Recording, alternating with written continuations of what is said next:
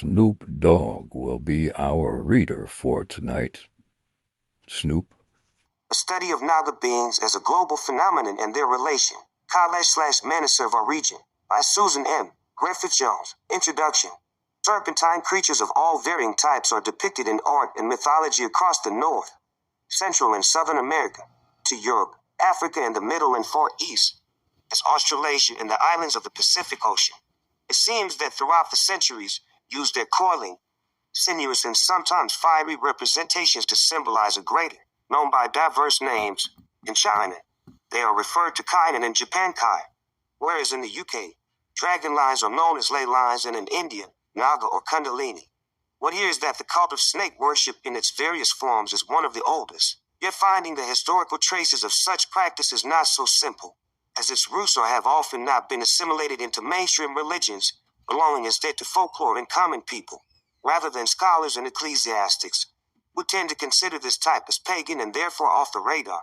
In fact, it was the shift into monotheism that largely demonized snakes, as their association with ideas such as there being a tree of life one may acquire the knowledge of existence that is accessible to every human, did well in the new religions, whose pure meanings tended to get lost in political motives and intentions to control the masses rather than to give them spiritual.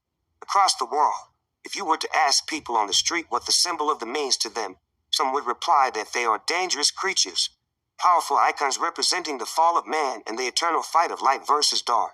However, on the other side of the coin, some would mention that they are protectors, or even associate them with wisdom and healing, which is seen globally in the famous symbol of the caduceus that many apothecaries and practitioners of medicine still use today to show their caduceus. These interpretations seem contradictory to one another, but nevertheless, the issue remains snake-like creatures are a universal phenomenon lurking in the background of our understanding, causing the question why to naturally arise.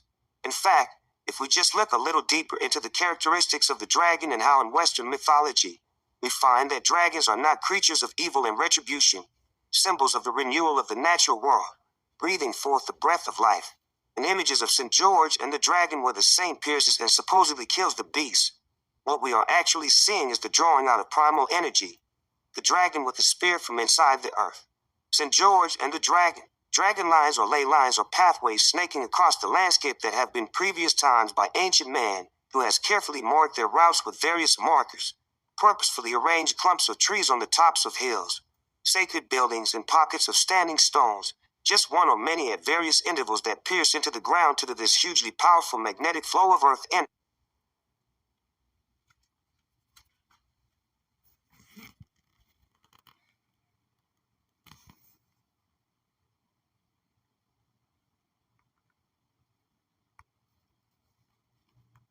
Their natural combinations, of course, crystals channeling this magnificent power out of the earth, charging them with vital, imbuing these places with a reputation for healing and fertility. It is interesting to note lines often coincide with underground waterways. Dragon or snake-like images are often found inside sacred places such as at the chapel near Edinburgh in Scotland, where one can see them appearing at the base of spiraling images of plants emerging from them and twisting up the stone column, showing as the energy lying in the earth that regenerates and brings life to all things, from its interior to energize individual objects and living beings on the surface. More of these images indicate a hidden force lying within us that may empower spiritual awakening if activated. 8 dragons at base of pillar at Rosslyn Chapel, near Edinburgh. Spirals are one of the earliest symbols for the dragon and are, of course, the basic universe in operation. Spiral energy being that which reflects all natural systems, from DNA within the creative heart of living cells to the growth sequence of shells and plants and the movement of the earth, solar systems, galaxies and ultimately the universe and perhaps even multiverses existing throughout space.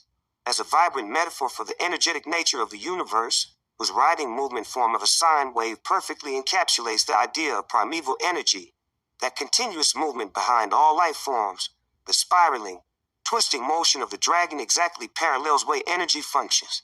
In fact, the word sign comes from sinuous, which is both related. Word sin, who was a Babylonian moon god, waxing and waning to shed his skin and fashion, as well as a measure of earthly.